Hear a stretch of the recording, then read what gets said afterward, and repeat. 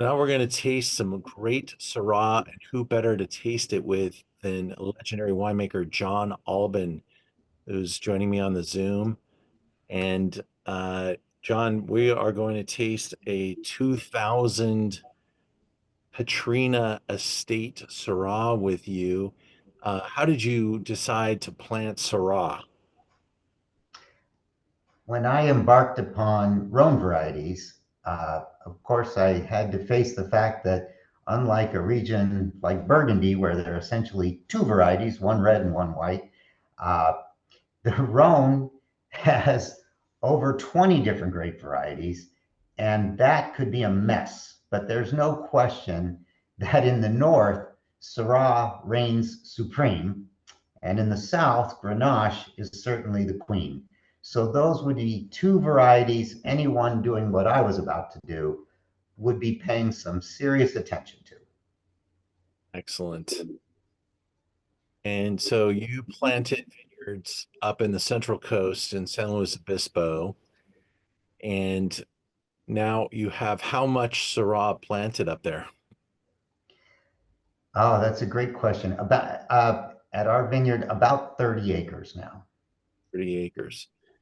And would you say average yields in a decent vintage are 3, 4 tons, or where are we on tonnage for Syrah?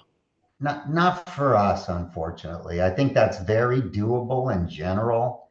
But the way we farm, the selections that we have, uh, the soils that we're on, we never clear.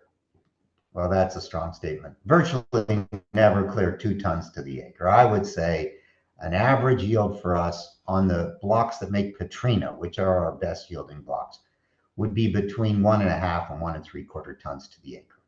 Wow. And when you're bottling it, you're doing it as 100% varietal. Is that true across most of your wines, or are you pretty extreme about keeping it 100%? We are not dogmatic about that, but it's really the way it ends up. We embarked upon a wine, ironically, specifically to be a blend called Pandora, and it ended up 95 plus percent Grenache. We're in a climate where the varieties are so distinct that they tend to want to stay by themselves. When you get into the northern part of our county, Paso Robles, you have beautiful and magnificent opportunities for blends. Excellent. And so when you're making Katrina, you're using 22 months in probably the seasoned wood department. Are you talking about barrels that are over 4, 5, 6 years old, or A where's your mix. It's mix? a, it's about 60% new oak and 40% older barrels. And that 22 months, like everything we do here, has crept up. That's where we started, but that vintage, the 2020, was in barrel about 26 months, and I'd say we're heading closer to 28 months to 30 months even as time goes by. Makes sure the bank it's that. I never talk to the bank. Good. Yeah, it's time is the one thing that a lot of people just cannot appreciate in the cost of wine. But it is the commitment of the winemaker and the winery. 30 months, it's like that's a great. Can you imagine them making cars or houses and holding them for 2.5 years before they put them on sale? It just doesn't, it would be amazing. Well, if it made them better, so be it. The wines, in talking about those yields and our winemaking, as you know, Ian, we are one of the things we're blessed with is immense concentration. And we find that we need that time to temper them and to, in fact, tone down the fruit because we're blessed with such abundant fruit. To take something that becomes a little more harmonious and elegant. And is there a signature description that you'd like to pass on for what we can look for in your Syrah? Absolutely. We are blessed with unbelievable concentration and density. You should anticipate richness, opulence, length, and body from all our reds.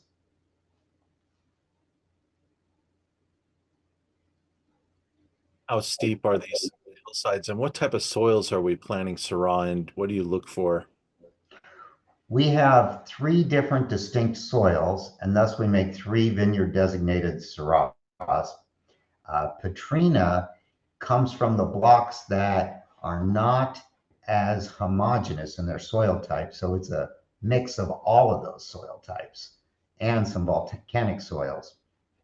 Uh, as the years have gone by, what I've learned and have always looked for in soils are soils that are extreme, that really diverge from any mix of soils. And with that, you get something singular and extraordinary if you keep those soils pure. We're at 63.95. A wine that is so delicious and intense, great structure. When do you think this wine will achieve its potential? What is that number? Do you think we're approaching that? Uh, Patrina really hits that peak point, and this is very individual. I like my reds on the young side, and I like whites that are old. I admit that.